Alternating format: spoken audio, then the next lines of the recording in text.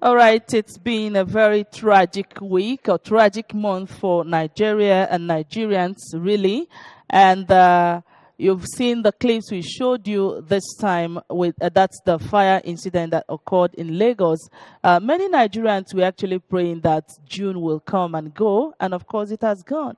But the effect that it left us with, we are still with it. And in the studio this morning, we have a guest who is going to help us talk about this.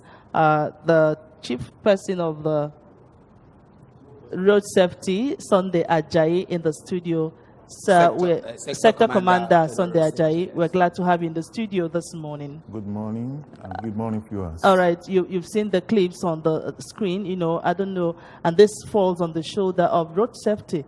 What actually are you people doing to ensure that we don't have a reoccurrence of what happened in Lagos? Well, what we have seen in the video is quite pathetic and unfortunate. But that's exactly what happens whenever we refuse to do what we need to do, no matter how minor it may be. And the whole essence of talking, enforcing, is to stop all this kind of problem. The waste you cannot quantify. And to recover, I don't know if it is possible to recover, because somebody who has gone forever. And they could not even say bye-bye to their family members. So it's as pathetic as that. So, and that is why the call, the Federal Road Safety Call that we have today, we are very, very visible in the media and the social media and everywhere talking about the road. Until everybody see the threat to life, the danger embedded in using the road, and decide to adjust to the basis, that is the idea of safe drive on the highways, we are likely to be seeing this kind of thing. I think the basic problem we have is that we have that wrong notion that enforcement could answer everything. No, we believe that attitude to it by the general motoring public will strengthen the effort of the corps in terms of enforcement. The incident that took place that in Lagos, people blame it to the driver, we blame it to the other oncoming vehicle, and people also blame the computers of the vehicle. Now, recently, you people had a kind of sensitization you called ICE in case of emergency. Can you enlighten us on that, what you did in order to ensure that both the driver and the pedestrians and individuals will take precautions when issue of this nature comes on board? When things like this happen, you must lay the blame. You must place the blame at the door of anybody, depending on who is involved. Whatever has happened is, as I said, is unfortunate, and. If you didn't maintain your vehicle very well, because the driver will know when he's beginning to manage his vehicle. So what is this ICE of a thing you launched? In case of emergency. In case of emergency means that, like this, in this particular case now, it may not work because the human being, all that is within, has gone in the inferno.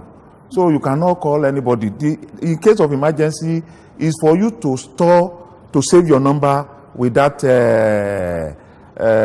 code, so that anybody scrolling through your vehicle. Looking at this screen, you see some pictures, some people very close to the fire taking pictures, that are going to post on that's part of the malady, that's part of the madness we are talking about. Mm-hmm. You see a fellow human being in trouble like that, and the next thing is to take joy in taking picture. I don't know for what.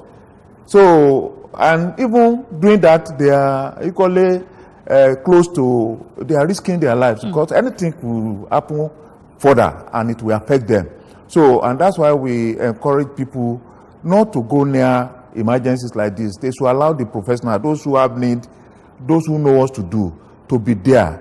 Even watching, it's not a video, it's not a cinema house where you are going to watch a film. No, it's a sad occurrence that anybody, whatever you are doing, should be seen as going to help the situation. All right, in case of the emergency that you are as I trying said, to explain. You are expected to save the name of your next of kin in that with that code, so that when we are scrolling through, when we see it, we know that this person will be of help to us. Instead of scrolling and calling different people, you call somebody, say, no, I don't know him. You call another person, no, it's not my friend. But if you call the right person, you easily get good response, because they need to come around to assist when we have recover them to the hospital. All right, Okay, and that will back. be taking us to the main focus of today's this minute's discussion, which is staying safe during rainy season. And this is in the wake of the event of last week, terrible incident again that happened in Onitsha, where we lost so many lives. Look at the pictures there, and it was on a very rainy day. And we'd like you, if you're watching this program, the numbers are on the screen to ask any question you want to ask. It's all about our safety on the road. How would you explain this incident in Onitsha? Thank you very much. We know that there are peculiar situations under which we drive. Rainy season is one of them. You are talking of fog. You are talking of comfort driving. Maybe talking about driving when you are climbing the hill, or when you are descending, or when you cannot see very well. These are peculiar driving environment, and a good driver is supposed to know what to do at every point when you find yourself under such situation. So what you have seen is driving under the rain, and the need to know what to do. We all know that during rainy season, you always have heavy downpour. And once there's heavy downpour, one thing is that there will be poor vision. That visibility is very poor. So it means you cannot see far. And that is very dangerous if you cannot see far, meaning that you don't know what to do next. Then another thing that is sure is that the traction, that is the braking, the contact between the surface of the road and the tire is very, very light because of the water. Very light? Light. Okay. So, and the traction is very poor. When you apply your brake, you see your vehicle still moving. So, and it's not like when you are on dry surface. Then the other thing is that the stopping distance too is extended. So under the dry surface, if you are supposed to stop within some seconds, when you are driving in the rain, you may extend beyond that seconds before you be able to stop. So when you see all these things, then you know that you need to really equip yourself and take good decision. One, if the rain is heavy, if the downpour is so much, the decision will be, let me allow the rain to subside. Why? Because you don't know the level of flooding that may come. Like Anambra State here, flooding is very common because the level of percolation is the soil is very soft, and before you know, water can easily collect and form a flood. So this is the kind of thing you see, and that's why we talk to people. You can't drive under this kind of condition. The flood will take the vehicle away, and you don't know where. And where the vehicle does not take where the flood does not take the vehicle away, you can't see the surface of the road. Okay, and when you cannot see the surface of the road, you don't know what you are doing. Going back to that thing that happened in Onitsha, what would that person would have done? What is it that he would have done that he didn't do that cost their life? Yeah, as I said, for that other individuals who might actually. I've told you, for that kind of flood we have seen, the downpour is much. Either it has rained for a long time, or it was heavy. That if you find yourself under this situation, if it's possible, find a way safe and park. Don't continue to go like this one now. Can you tell us what is ahead of him? It's not possible. So he can drive into the drain. The drain. And before you know, the water will cover him and he cannot survive it. So that's why we said, don't think that you will manage yourself through when it comes to road traffic management. Make sure that you can see ahead of you. If it is erosion, you can still see the surface of the soil of the road, and you will be able to take good decision. Because I know that one is not that maybe the flood just took them into the drain. They may have driven there because they will not be able to. That was part of what I've been wondering. I was kind of what would have happened to these people, because knowing Opiweka, the difference between Oga Headbridge down to the place where this actually happened. What can happen? What would have happened to them? Is it the flood? Is it that the windscreen is not clear? Is it that the wiper is not working properly? Could you enlighten the people more here? A lot could have happened. A combination of factors. Like I've said, they could no longer see the surface of the road. If it's some of these modern day vehicle, if the AC is on or the heater, they may still be able to see because it will clear the fog on the windshield. Then it may be that the person that is driving may not have enough experience driving under that condition, and he may have lost track of the road itself, so veering away from the road until they find themselves inside the drain. So a lot of things could happen. Okay. So what are the necessary precautions? Just go back to it again, so that individuals, we are still in rainy season. Driving under the rain, as it is now, we need to know one, we must focus on our vehicle. There is what we call vehicle maintenance. One, your light must be very, very okay. Your wiper must be okay. Your tire, the treading must be okay. Because if you don't have good treading, applying brake under the rain is much more difficult. Then, if we have been able to maintain our vehicle properly, then we will have been seen to have prepared to use road under the rain. Getting to the road itself under the rain, you must take a decision. If you are lucky, the rain, you have seen the cloud, and what you are seeing by your assessment, you cannot go through it. Why don't you change your mind? Stop the journey.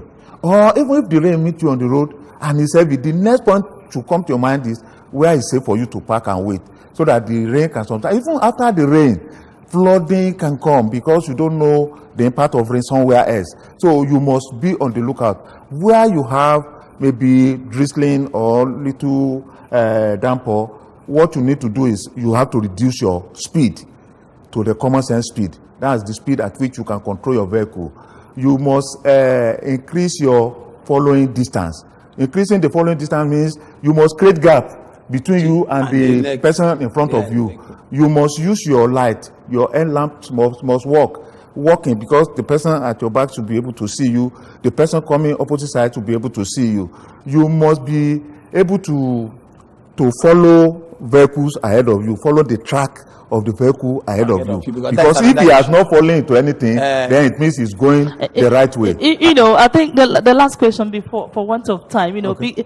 Talking about parking when it's raining, there was this incident that happened last year.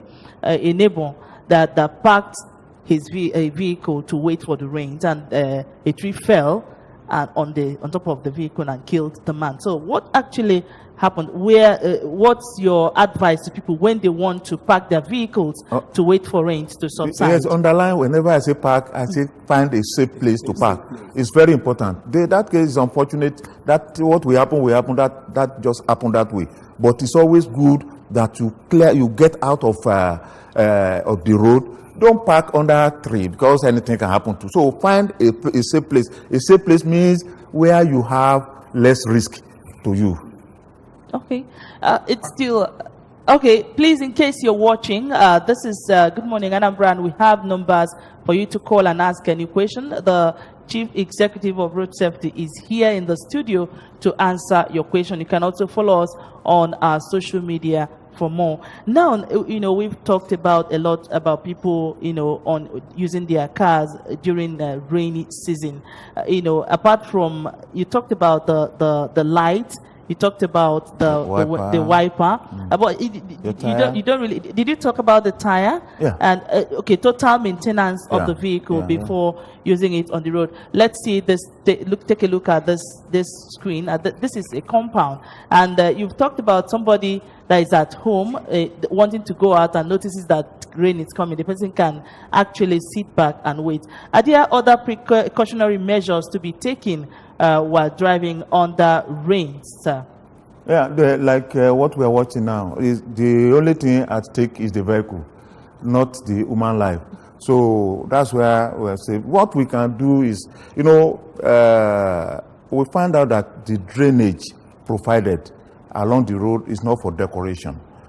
But most of the times we find people pouring rubbish into the drainage. So when there is rain and the water cannot move, it must come up. And when it come up, it will come on the road. So we want to encourage the general public to stay off doing that. The Ministry of Environment to take particular interest in this. Let's scoop out all the debris in the drainage. Let not allow refuse to go back to it so that water can flow freely. That is the essence of the drainage. And then once we have free flow of water separated from the main road, we are safe. We can use it. But where we have water coming on the road, we have to be very careful, especially in Anambra State here. Flooding is very, very easy.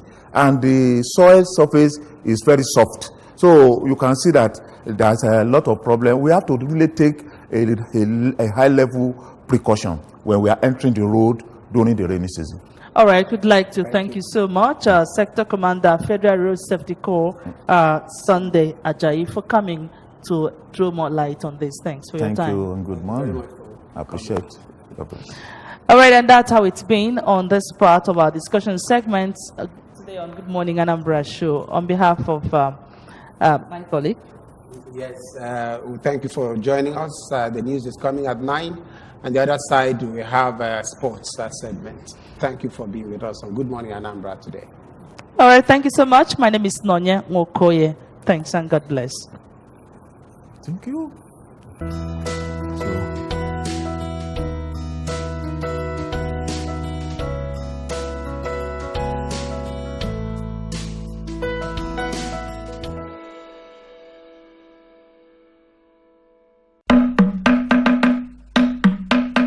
Here is a public service announcement on enforcement order for 1st of July 2018 ban on the use of motorcycles in Greater Onitsha, Greater Awka, and other special areas.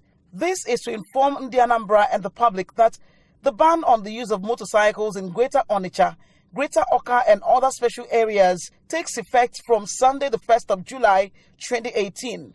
Government wishes to encourage commercial motorcycle operators affected by the ban to seek alternative means of livelihood. Eligible persons may also take advantage of the loan scheme for the purchase of minibuses as provided by the government through the Anambra Small Business Agency, ASBA. The Anambra and other residents in the state are also encouraged to see the opportunities that the ban presents by investing in tricycle or keke and also commercial minibuses. The areas affected by the ban are as follows: Greater Onitsha area, Onitsha Urban, Onitsha North and South local government areas, Okpoko, Obaru Metro, 33 area, Obosi, Awada area, Mpo area up to Ugwunwasike near Tazan, Ogidi Urban, and Oba Urban. Greater Awka, Awka Metro, including all adjoining streets within the town, Amobia, including all adjoining streets in the town, Nibo Metro, Obuno, and Amansi. Special areas, all major highways from Head Bridge, Onitsha, to Amansi, including the expressway and Old Road. All major highways from Head Bridge, Onitsha, to Opiweka, to Owerri Road and Oba Junction.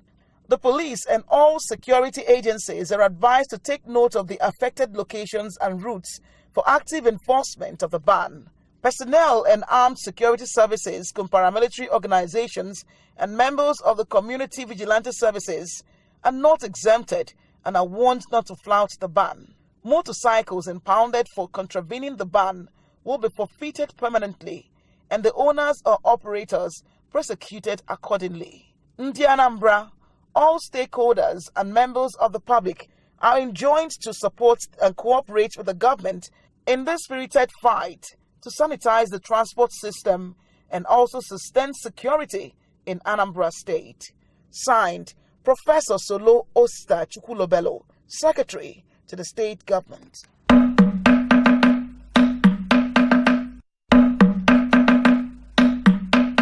Ọkwa dị mkpa banyere mmachi amachiri ọgbatumtum na Greater Onitsha, Greater Awka na mpaghara ndị ọzọ pụrụ iche malite na mbọsị mbụ nke